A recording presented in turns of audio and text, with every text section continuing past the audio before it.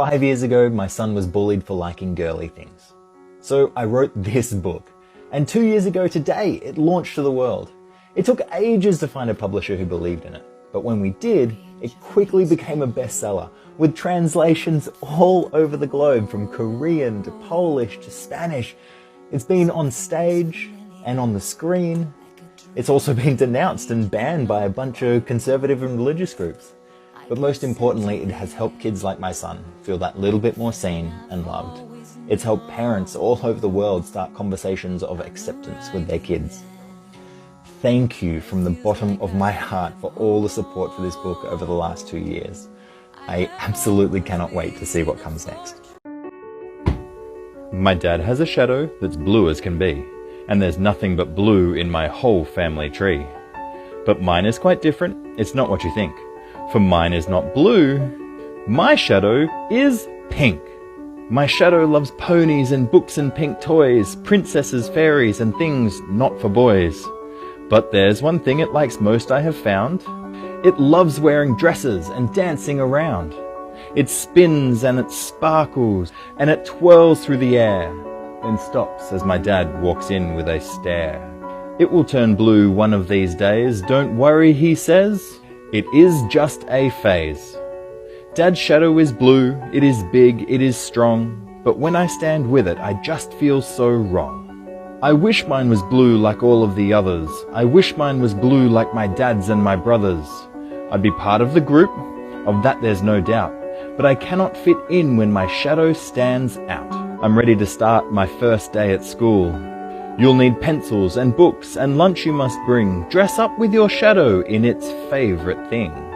My heart skips a beat as I put on a dress and I look at my dad who is anxious and stressed. He takes me to class and I turn to say bye. His face is all worried, there's fear in his eyes. So I step in the doorway and I puff out my chest.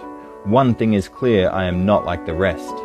I try to say hi, but my voice is too quiet. The kids turn around and the room, it goes silent. I run out the door and I push past my dad. I run to my house feeling angry and sad. If my shadow was blue, I'd be there making friends. I'd be laughing and playing and drawing with pens. I rip off my dress, throw it down to the floor. I won't wear it again, not ever, no more. Just then at my door came a soft little knock. It's my dad walking in and I look up in shock. Both he and his shadow in dresses they stood, with shimmering seams and pink sparkling hoods. He speaks in a voice that's quite soft but is stern. Pick up that dress, you must listen and learn. Your shadow is pink, I see now it's true. It's not just a shadow, it's your innermost you.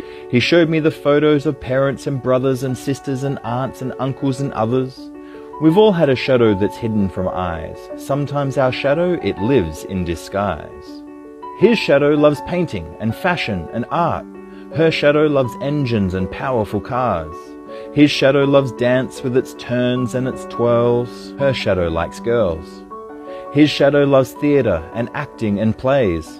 Her shadow loves science and planets and space. Your shadow is you and pink it will be. So stand up with your shadow and yell, "This is me." And some they will love you and some they will not. But those that do love you, they'll love you a lot.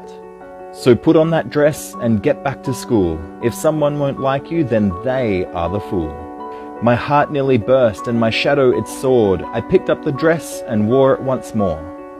We ran out the door, this time holding hands. My dad and our shadows, together we stand. I stride in my class and I puff out my chest. I may be different, but different is best. I join a small group, though in I don't blend. They look up and smile. Will you be our friend?